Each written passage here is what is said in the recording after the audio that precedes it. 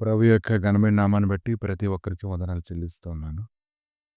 ఉదయకాలాన్ని ఆయన గొప్ప సన్నిధిని బట్టి, ఆయన్ని ఎడల ఆయనకున్నటువంటి ఉద్దేశాన్ని బట్టి నువ్వు దేవుడిని ఎంతగానో స్తుతించాలి. ఉదయకాలాన్ని ఆయన నీతో మాట్లాడుతున్నటువంటి మాట ఏంటంటే, యెషయా గ్రంథము 60 అధ్యాయం 1 వచనం. నీకు వెలుగు వచ్చి ఉన్నది, లెమ్ము తేజరిల్లుము, యెహోవా మహిమ నీ మీద ఉదయించెను. పేతురు చెరసాల్లో బంధించబడి ఉన్నప్పుడు, సైనికుల మధ్య అతడు బందీగా ఉన్నప్పుడు, హృదయంలో అనేక రకాలైన ఆలోచనలు వరద వలె అతడు నింపుతూ ఉన్నప్పుడు, నిరాశలోకి కృంగిపోతూ ఉన్నప్పుడు, ఆ గదిలో ఆయన యొక్క వెలుగు ప్రకాశించింది. అతడు తప్పించబడ్డాడు. ఇది చాలా అద్భుతమే. దేవుని సంగతిలో దేవుని ఆత్మ ఉన్నటువంటి వాళ్ళకి తెలుస్తాయి కానీ, మన సొంత జ్ఞానాన్ని బట్టి మనం ఎరగాలనుకునేటప్పుడు ఎంత మాత్రం కూడా మనం వాటిని ఎరగలేము. ఈ ఉదయకాలాన్ని నీకు విశ్వాసం కలిగినటువంటి వ్యక్తివైతే, నిజముగా ఈ వెలుగు వచ్చి ఉన్నది, లెమ్ము తేజరిల్లుము, యెహోవా మహిమ నీ మీద ఉదయించెను.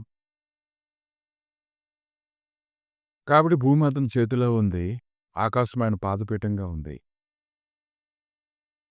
దాని మీద నువ్వు ఎలా ఉన్నావో నువ్వు ఆలోచన చెయ్యి. నీ గురించి ఆయన తీసుకున్నటువంటి శ్రద్ధను గురించి నువ్వు ఆలోచన చెయ్యి.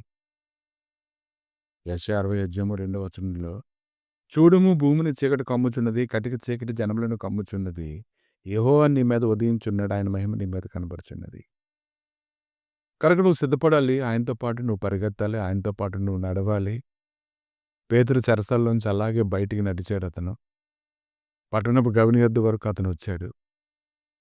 అప్పుడు అతను అనుకున్నాడు, దేవుడు నన్ను విడిపించాడని. అతని విశ్వాసంతో, గొప్ప సంతోషంతో అతను పరిగెత్తడం ప్రారంభించాడు.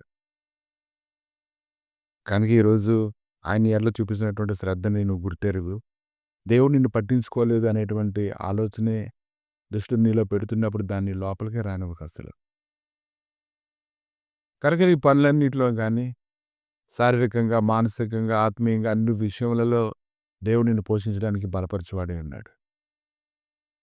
ఎప్పుడు నిరాశతో నువ్వు నింపుకోవడం ప్రారంభించడం మానేసి, ఈరోజు ఆయన నీకు వెలుగు వచ్చిందని ఆయన మాట్లాడుతూ ఉన్నారు కాబట్టి, విశ్వాసంతో సంతోషంగా ఉంటూ, ఎప్పుడైతే నీ హృదయంలోనికి దేవుని మాటను బట్టి సంతోషించడం ప్రారంభిస్తుంటావో, అప్పుడు నీ పనులన్నిటిలోనూ శారీరకంగా, మానసికంగా, ఆత్మీయంగా ఎదుగుదల విషయంలోనూ గొప్ప కార్యం నీ జీవితంలో జరగడం ప్రారంభిస్తూ ఉంటుంది.